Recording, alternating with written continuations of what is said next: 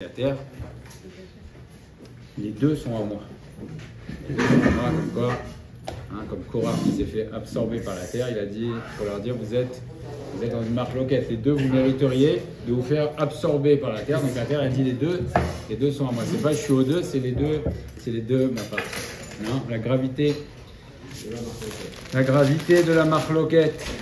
Alors souvent on dit oui, il y en a, ils vont se disputer, ils vont dire oui, ma marque loquette et les Shem Shamaim.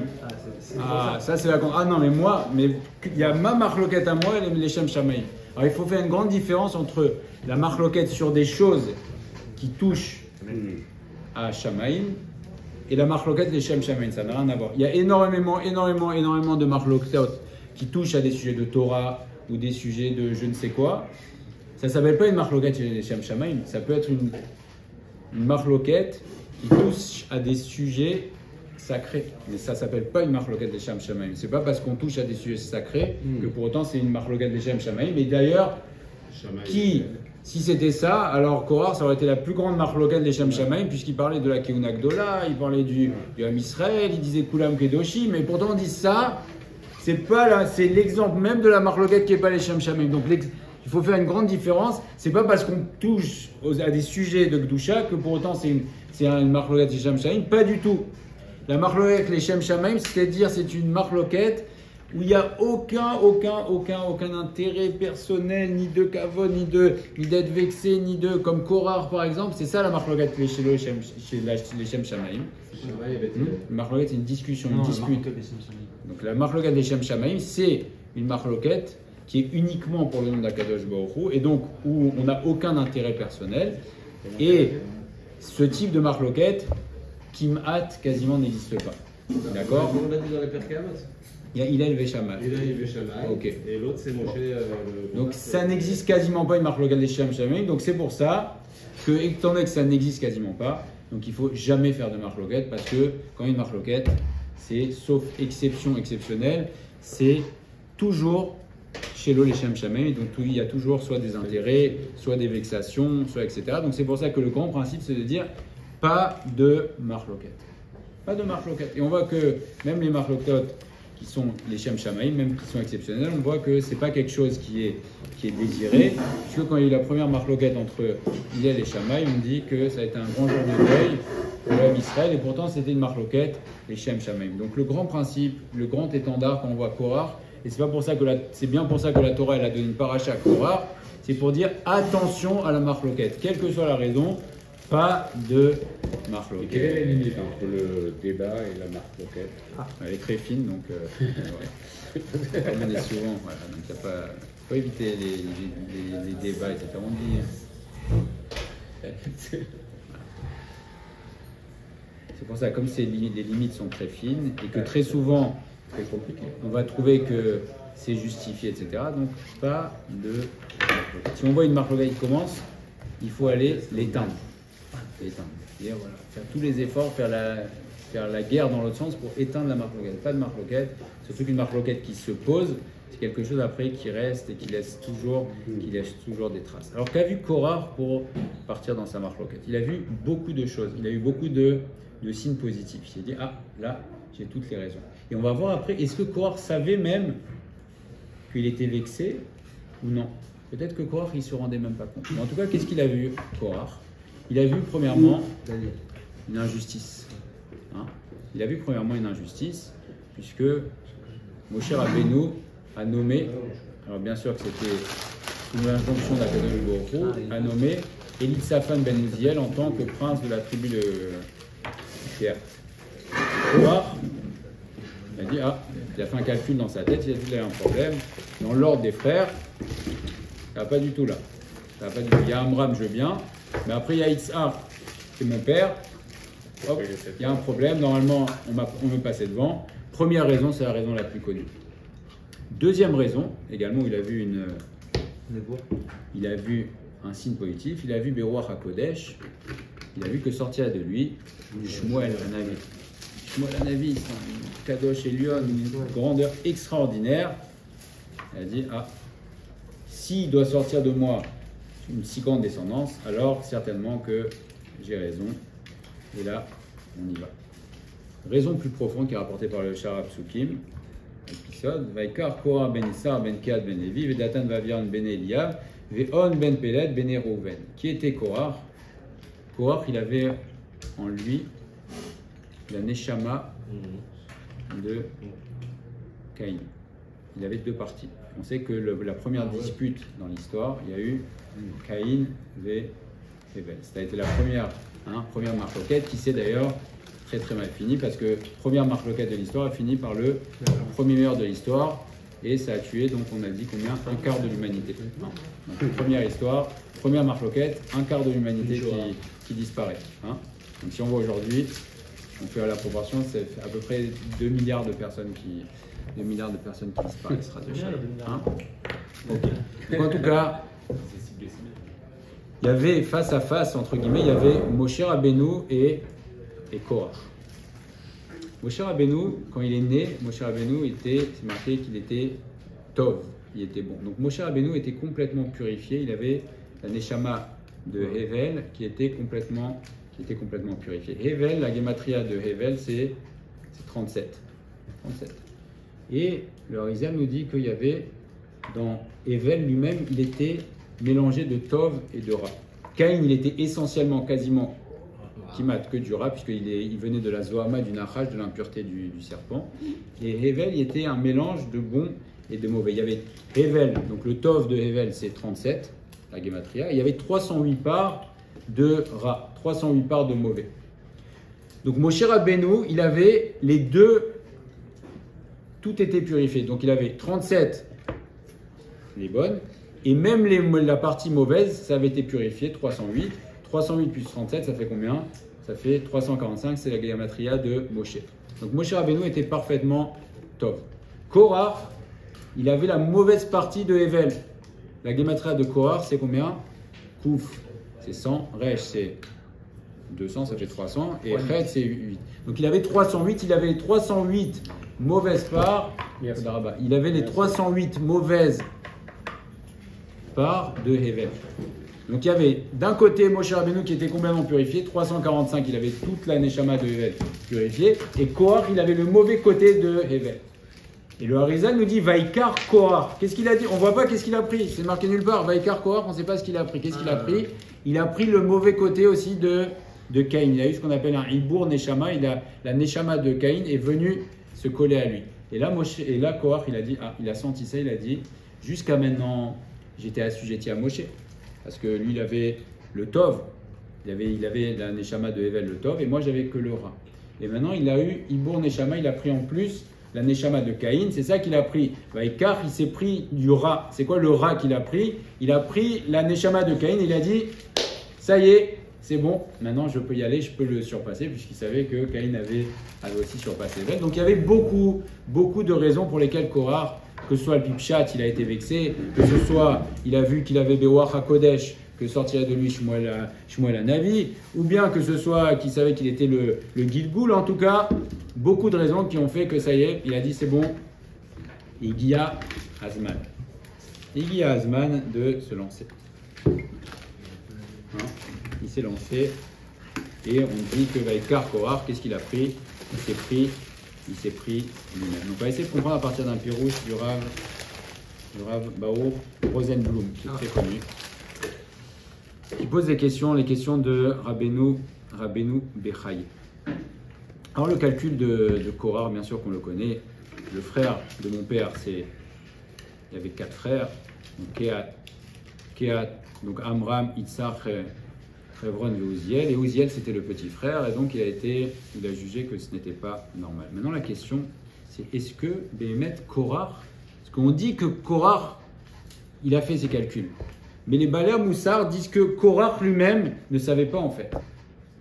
C'est qu'au fond de lui, ce qu'on lui reproche à Korah, c'est pas d'avoir fait ce calcul.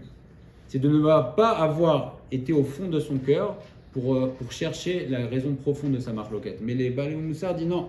Mitoratam chez Rabotenu Balei Moussar, en safek, il n'y a aucun doute, chez Korah Atzmo lo amad al sof da'ato. Korah ne savait même pas quelle était la racine. C'est sa femme qui l'a chauffé. Alors bien sûr que sa femme a eu un rôle très actif, mais c'est sûr. Donc lui, dans son cœur, il était sûr et certain que c'était une marloquette les Shem Shamaim. Et c'est ça qui est Hatsoum, c'est que Korach, on pense que Korach il a fait un calcul. Oui, j'ai été. Korach, les rabbanim sont certains que Korach ne savait même pas pourquoi il s'est lancé. Au fond de son cœur, il y avait cette négia, mais lui-même, il n'était même pas conscient. Alors, c'était quoi la Tana de Korach? Korach, il savait. C'est pas qu'il est venu dire que Moshe Rabbeinu a inventé la Torah. C'est pas ça.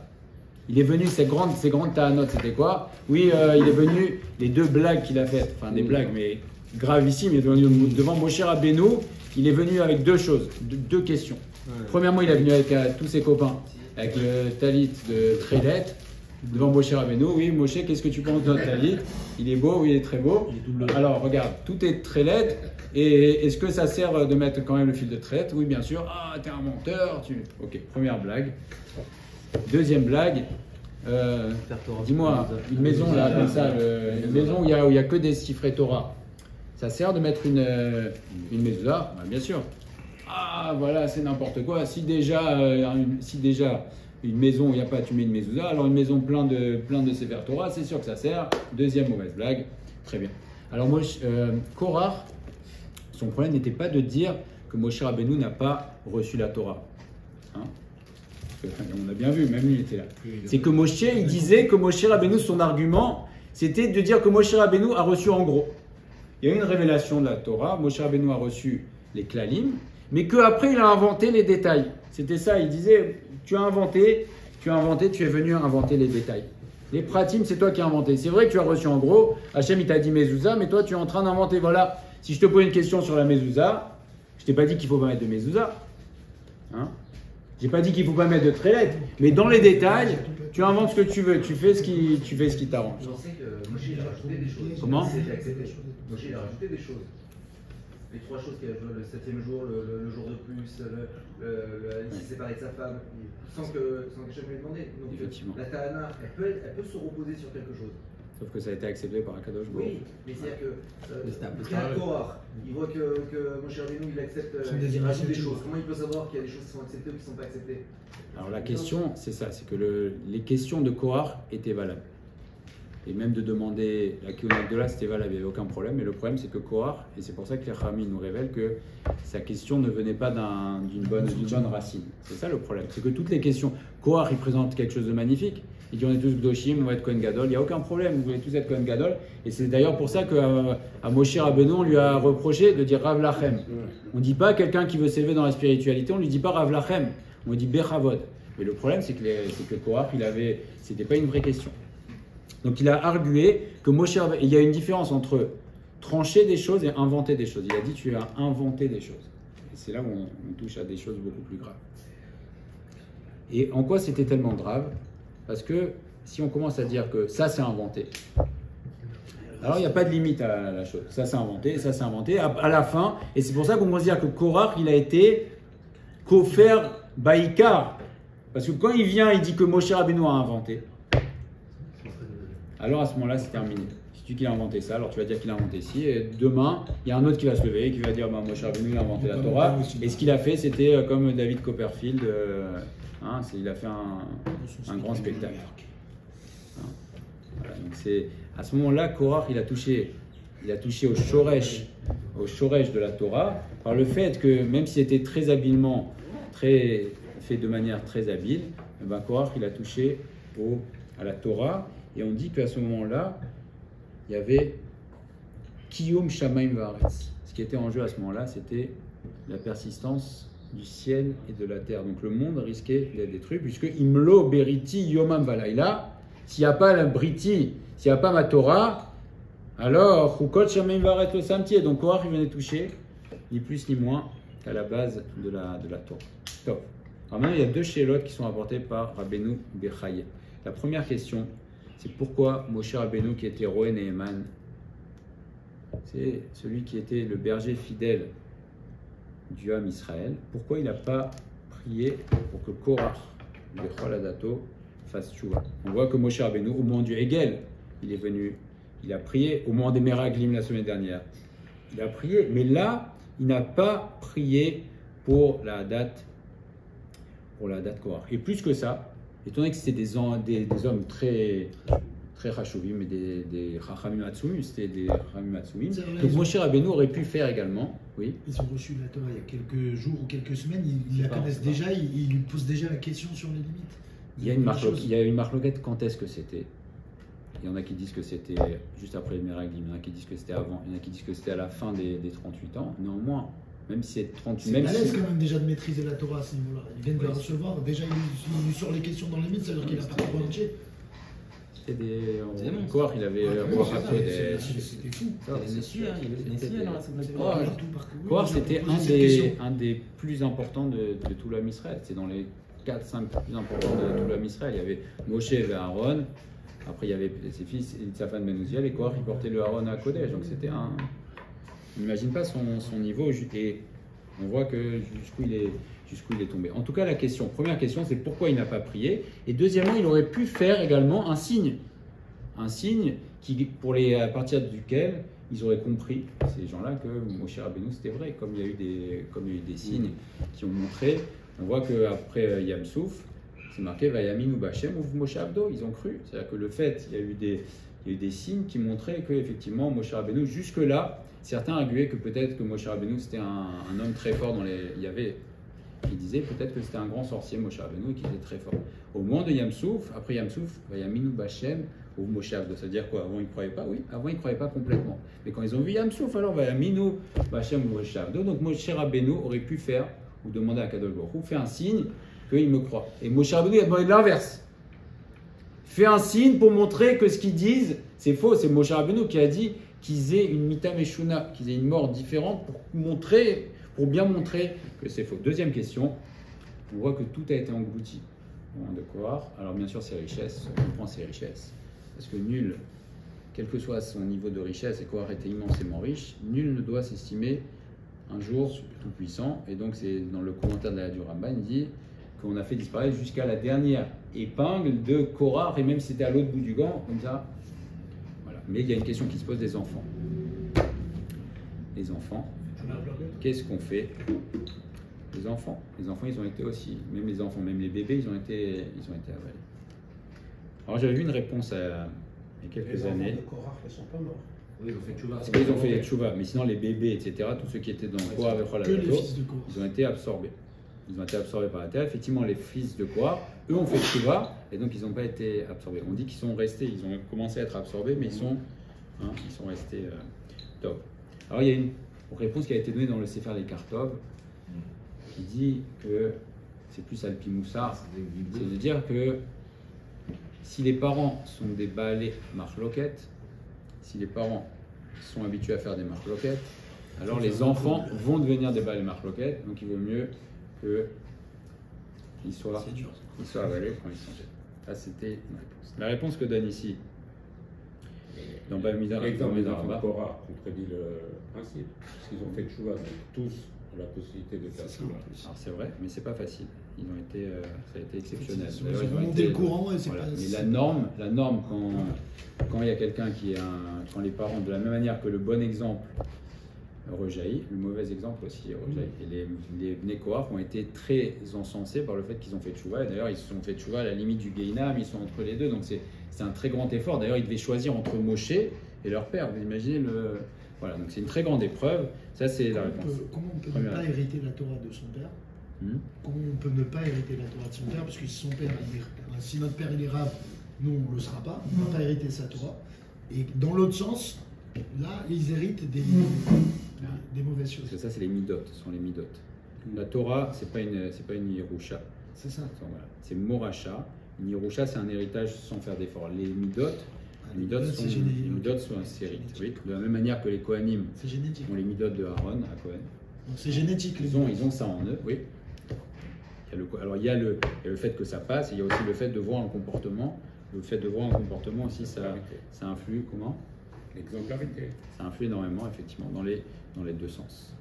Alors, la réponse qui est rapportée ici, dans Bamidbar Rabbah, Kama Kasha à Marloket. Le Marloket, c'est tellement dur, parce que le Beddin Shelma, là, ils ne punissent pas avant 20 ans. Beddin Shelmata, le Beddin d'en bas, c'est avant 13 ans. Mais dans la marloquette de Korah, même les enfants qui avaient un jour, ils ont été avalés.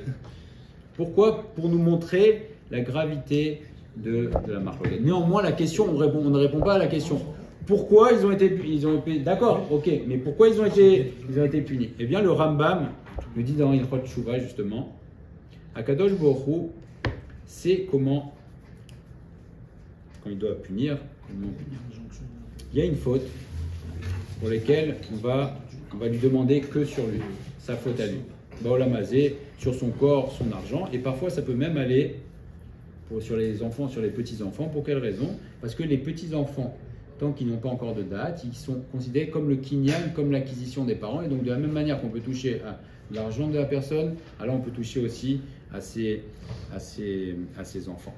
Mais en particulier, sur la faute de mezouza et sur la faute de talit, de tzitzit, on peut être touché shalom sur ses enfants. Pourquoi? Parce que dans la mezouza, c'est marqué Urtaftam al mezot betecha ubuisha echa leman yirbu yemechem vime enechem, afin que se prolonge votre vie et la vie de vos enfants. Donc dans le mezouza, il y a une dimension positive pour les enfants, et à l'inverse, il peut y avoir un risque pour les enfants. Et les tzitzit également, c'est marqué Gam eknafayim nimtseu amefashot evionim nekim. Dans le prophète Yirmiyah, c'est marqué à propos des tzitzit, c'est marqué nekiim. Les nekiim, ce sont les petits enfants qui sont propres. Donc dans ces deux fautes, dans ces deux mitzvot, celui qui touche à ces deux mitzvot, il risque chas v'shalom d'être touché dans ses enfants. Et donc il y a mezouza et tzitzit, et précisément Korach a touché dans mezouza et tzitzit. Donc c'est une explication également plus profonde, et ça vient du Rambam. Il y a aussi, j'ai l'impression qu'il y a un point commun en fait, parce que tous ceux qui sont morts dans le désert, ils ont renié quelque chose. Hachem, il a pardonné toutes les fautes dans le désert, les 42 fautes, mais pas les fautes de renier. Les Meraglim, ils ont renié Israël, quelque part, ils n'ont pas su voir. Eux, ils n'ont pas su voir le message d'Hachem. Les Kofers, en fait, ils ont été... en fait, c'est qu'Hachem lui pardonne tout, mais pas la Kfira. C'est la faute la plus grave de la Kfira, que ce soit en disant, en l'exprimant ou en montrant quelque chose qui est Kofer, donc de renier l'Ikar. Alors à ce moment-là, effectivement, c'est une des choses les plus graves. Et c'est pour ça d'ailleurs que Amalek, le peuple de Amalek n'a pas droit à l'existence. On pardonne, mais Amalek doit être détruit parce qu'il vient toucher au Ikar. Maintenant, pourquoi Moshe Rabbeinu n'a pas prié pour eux? On voit que même Ménaché, on connaît Ménaché, le roi Ménaché, qui a fait des fautes catastrophiques, c'est le fils Ménaché de Chizkiyahu Amelech. Eh bien, Ménaché, quand il s'est retrouvé dans le chaudron, à un moment il s'est fait capturer, il s'est retrouvé dans un chaudron en train de bouillir, et là, qu'est-ce qu'il a fait? Il a fait des choses folles. Il a demandé à toute la Vodazara qu'il avait servi, il dit, sauvez-moi, personne n'a sauvé. Et là, il a appelé Akadosh Baruch Hu en faisant une condition. Il a dit, si tu es le vrai Dieu, alors sauve-moi, sinon tu es comme les autres. Et qu'a fait Akadosh Baruch Hu? Akadosh Baruch Hu l'a sauvé. Et on voit que son père, Chizkiyahu Amelech, a prié pour son fils à ce moment-là. Alors que son fils, il a fait des choses mais catastrophiques. Il a mis une idole dans le Beth Amikdash. Et c'est le fils de Chizkiyahu Amelech qui devait être le Mashiach. Donc on imagine la gravité. Et Ménaché, il a tué le prophète Yeshayahu qui était son grand-père. Néanmoins, on voit que Chizkiyahu Amelech a prié pour son fils. Donc pourquoi Moshe Rabbeinu n'a pas prié pour son fils? Alors il nous explique, c'est Rabbeinu Bechaye, il dit parce que sur le pshat, on ne comprend pas pourquoi Moshe Rabbeinu ne prie pas. Il a toujours prié. Pourquoi il ne prie pas pour qu'il fasse tchouva? On voit que Rabbi Meir aussi a prié. Alors Rabbeinu Bechaye répond Alpi Kabbalah. Il dit qu'il répond Alpi à Gilgulim. C'était en fait une histoire de Gilgulim, mais Moshe Rabbeinu, dans sa grandeur, savait. Tout commence à Dor Apalaga.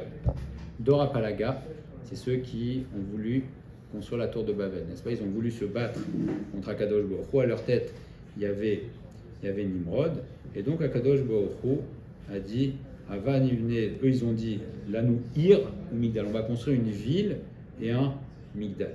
Et ça c'était le début de leurs agissements. Ces Neshamot là, c'était le début de leurs agissements. Et Akadosh Baruch Hu, qu'est-ce qu'il leur a fait? À ce moment-là, il les a dispersés.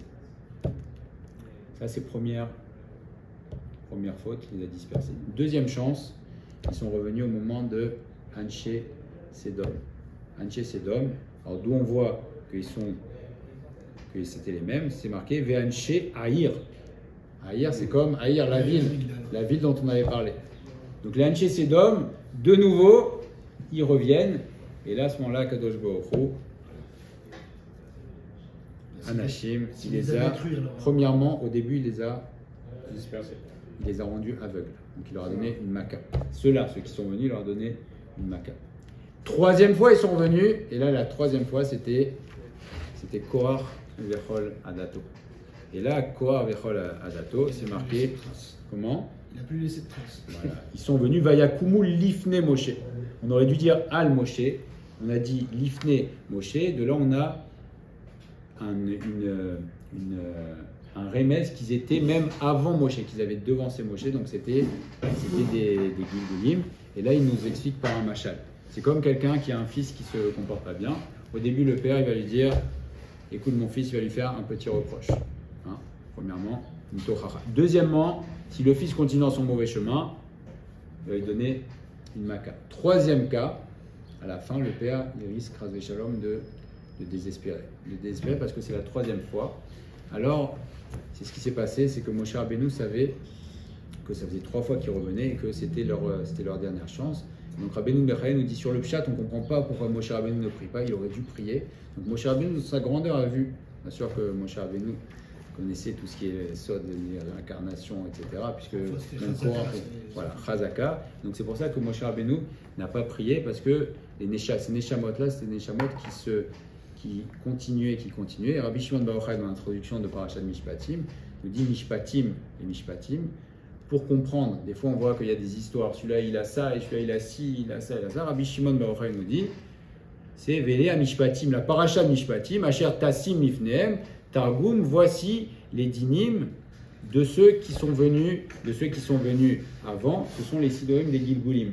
On ne peut pas expliquer, très souvent on ne comprend pas, on dit mais pourquoi celui-là il a ça, pourquoi il a ça, il a ci, il a ça. Donc effectivement, même si nous on n'est pas au niveau, mais savoir qu'effectivement il y a des choses qui se jouent aussi en amont. L'Ifre Moshe, ils venaient avant Moshe. Donc, Korah Vechol Adato, bien sûr que c'était très très très très grave ce qui s'est passé. Korah a eu des raisons finalement. On dit que Korah, il s'est fait son esprit l'a trompé. Il s'est fait tromper, mais on voit également que pourquoi Moshe Rabbeinu n'a pas prié, parce que Moshe Rabbeinu savait que c'était une histoire qui datait depuis l'histoire de Dor à Palaga, et ça remontait même à Sdom. Et donc Korah Vechol Adato, ils étaient en fin de cycle, ils avaient déjà eu 3 chances, et donc ils ont raté la chance. C'est pour ça qu'ils ont eu une punition tellement grave, et que Moshe Rabbeinu n'a pas prié. Après, il y a bien sûr encore énormément d'explications, puisque c'est une des parachutes qui a fait couler le plus d'encre avec la gravité de ce qui s'est passé. Il y a beaucoup de messages, mais en tout cas, on comprend que Moshe Rabbeinu, qui était le roi Neheman du Haïm Israël, le berger fidèle, il aurait dû prier. Moshe Rabbeinu savait que cette fois-ci, c'était la Goudo qui a fait déborder le... Combien de fois par an il a eu le droit de faire tchouva plusieurs fois, non?